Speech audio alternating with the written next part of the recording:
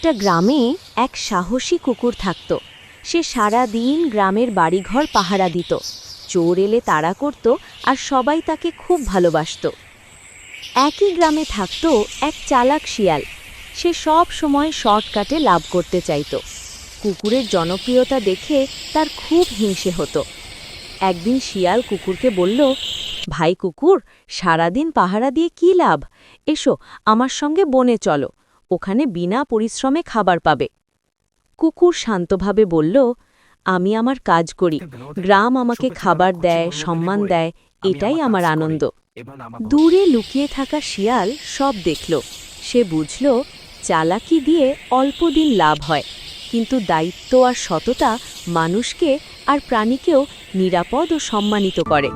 সেই দিন থেকে শিয়াল আর কুকুরের সামনে বড় কথা বলেনি। শিয়াল হাসতে হাসতে চলে গেল। কয়েকদিন পর রাতে গ্রামে চোর ঢুকল।